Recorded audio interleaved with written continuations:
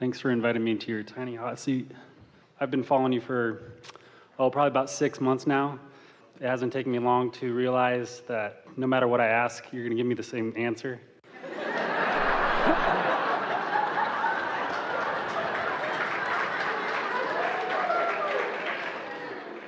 So I'm going to come from a little bit different angle.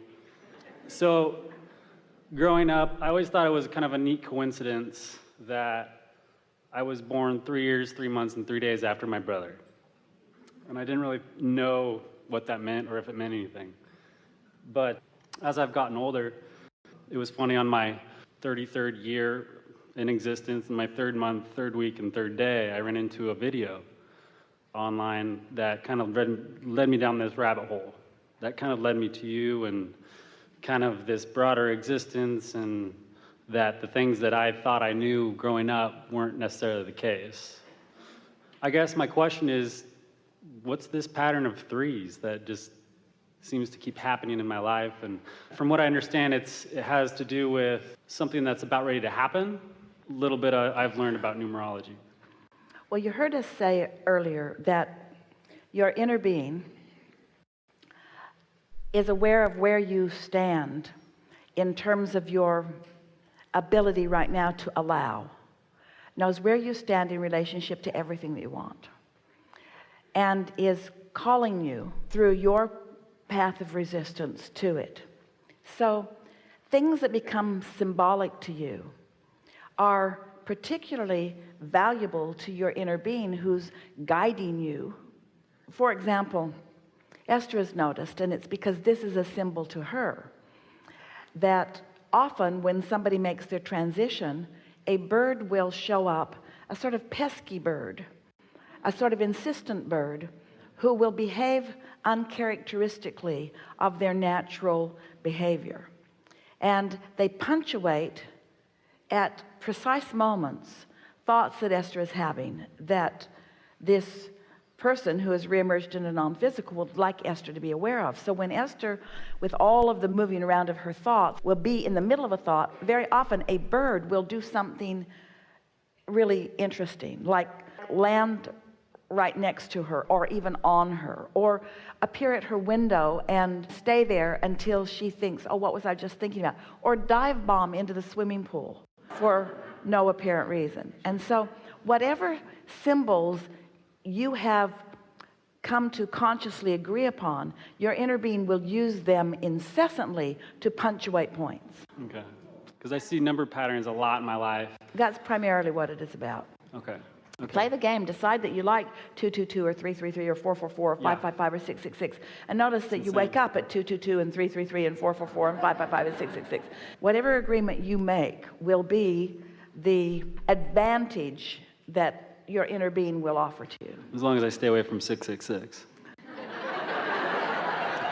No reason to. So it basically has the meaning that I apply to it. It does. Everything does. But that's not to put it down in any way. Sure. That's not to make it unimportant. It's very important. Well, yeah, I've heard that you've said that, this all is very mathematically based. The universe is very numbers based. It is your agreement of understanding. It's your agreement to pay particular attention. In time, you'll be so focused in all moments that you won't need those extra emphasis to make you pay attention. You'll be so tuned to the feeling of your very subtle emotions that you'll understand, you'll have those understandings. But meanwhile, those more bulky, obvious ones will do just fine. Right. So along that path, I kind of started to do a little bit of meditation, just see, hey, let's try it out, let's see what happens. And I had a pretty profound experience the first time I did it, one that just kind of kept the interest alive for sure. And then one day, kind of an odd thing happened where I felt like somebody cracked an egg over my head. And it was a very distinct feeling. And I almost have an energy, or maybe some might say a chakra, has opened up. I don't know exactly what that means. Your interpretation of it is exactly right. And whatever it took for you to interpret it in that way is not so important. Sure. For Esther, we used to use the expression, when your passageway opens. And of course, That was sort of the bulky, awkward translation that Esther was offering in those days, because it seemed to her that there needed to be some sort of passageway between non-physical and her. Of course, there isn't. It's coming to you through every cell in your body. Right. But however you interpret it is however you interpret it, and we'll take whatever way of interpretation you're willing to find. Okay. But for Esther, she had her eyes closed, what she described as a purple vortex with its outer edge far out and its pointed edge right at just barreled into her head for what felt like 5 minutes. And she felt transformed after that. When she saw the movie Phenomenon, there was a scene in it that was so close to what she'd experienced that she felt like someone must have heard our explanation of it and duplicated it. And then they gave the guy a brain tumor, and so then she was annoyed with it. But the experiences that you have are unique and important, and no two are alike. Sure. Yeah. So along kind of that same path, kind of led me down the path of whole chakra thing and Reiki and doing that type of stuff. And so I just went and I tried it out. And about half hour in, she just stops and she just looks at me and goes, "Did you know you're a healer?" And I was like, I didn't know how to take that, but I do have a sense of energy coming out my hands that I don't know if I'm interpreting it that or because she said that or... Well, you can be whatever you want to be. But what she was recognizing was what we call an open passageway, is as good a word as anything. In that moment, you were open to the energy, and she was sensing or recognizing that connection of that stronger energy. Most people have so much resistance up that even though the energy is flowing to them, they don't allow it to flow through them. Sure. And so what she recognized with you, and it must be with anyone who is healing, the energy is flowing through you. I could feel it. But you are not projecting it at anyone. It is coming in response to you. Here's the thing. Everyone has their own passageway. Everyone has their own relationship with the energy. And so no one needs someone else to use their passageway to heal them. Everyone has their own passageway.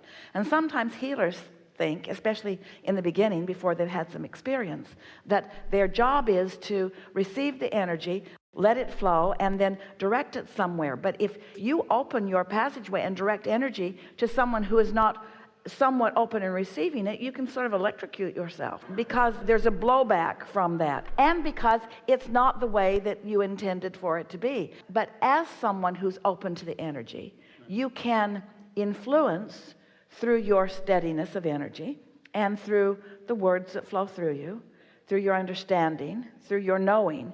You can influence them opening their own passageway. They don't need you as a conduit through which the energy will flow. Right. You are an example of a conduit through which the energy flows. Well, and I haven't really tried to obviously heal anybody. I mean, it would have been nice. But, I mean, even on myself, you know, as I get younger every day. You are advantage to everyone. When you hold someone as your object of attention while you are in concert with that energy, you are to their advantage. And that would be our definition of healing. So how do I fix my knee? By giving it as little attention as possible and allowing it to do what it naturally will do if you stay out of the way. Because the cork will float unless you hold it under the water. When you hold it under the water, it's not floating, but when you let go of it, it will float. The vibration naturally raises. That sharp pain just brings it right back into existence. But it's not always there. Right. That's so I'm the causing key. That. It doesn't matter how anything reached the place that it now is, because all of your power is here and now. So if you spend a lot of time trying to figure out how you got here or remembering the steps along the way, then you hold yourself in that vibrational place of resistance. The physical discomfort, any pain that you feel, is just exaggerated emotion. If you've got some resistance and you don't recognize it and do something about focusing in a way that allows the resistance to soften, it will get bigger. And eventually it gets big enough that then it is harder to take your attention from it, but you still can. Yeah. So now apply the conversation about healing to your own self. One day, a woman held her hands out to us. She said, "I'm a healer, and look, my hands are blistered. My hands are blistered. So much energy flows through me that it's blistering my hands." And we said, "Use your healing energy on them." Right. And so So straightforward. in the same way that we just said to you that if you tune in, and you do, and the energy flows through you, and it does, and you direct it somewhere and they are not receiving it, there's a sort of blowback. Their resistance is not receiving the energy that's being projected. You can have a physical sensation or effect from that. And the same thing is happening when the cells of your own body, take everybody else out of the equation, when the cells of your own body are requesting energy for recovery or for rejuvenation, but you've got some thought, some chronic thought that you think that doesn't allow it, then that blowback happens in some specific part of your anatomy. See how it works? Yeah. Yeah. So the feeling of stumbling, or the feeling of not being straightforward, or the feeling of trying too hard, or the feeling of obstacles being in your way, in other words, those kinds of thoughts often represent themselves in that way. The feeling that something is out of your control and you're not able to move forward as effectively as you want to. It's something around that. Right. Right. Yeah.